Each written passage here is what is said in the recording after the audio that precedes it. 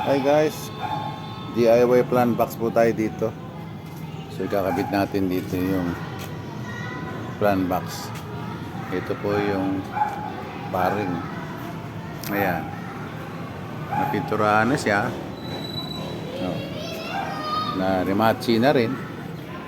Ayan siya.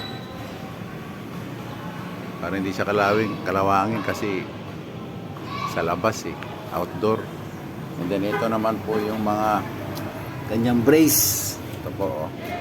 Yung brace na yan, dito natin ilalagay. Yan pa. Balik sa 2, 3, 4, 5.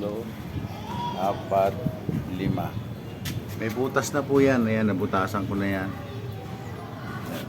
Nabutas na yan dyan. Butasan na. Ayan. And then, ito na rin yung ating tornilyo. Yung tornilyo natin guys, napinturahan ko na rin. So, 5 lang naman ang kailangan ko. Sobra pa nga ito. Magiging format nito guys is ganito siya.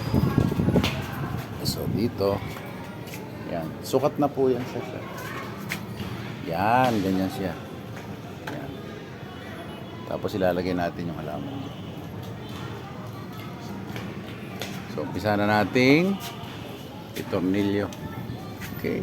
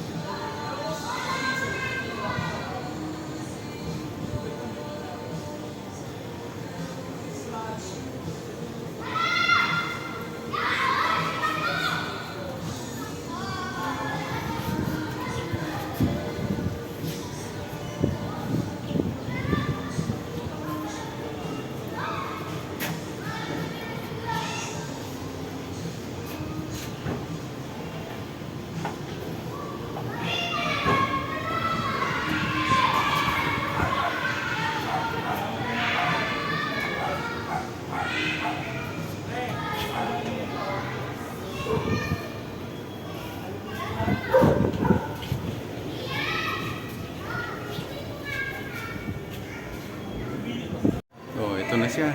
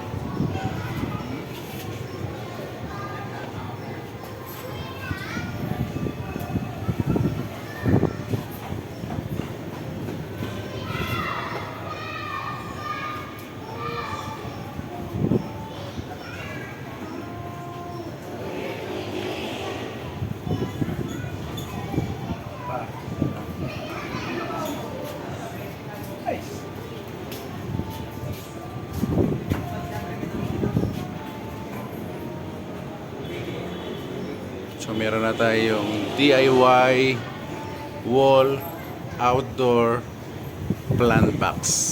Thank you for watching guys.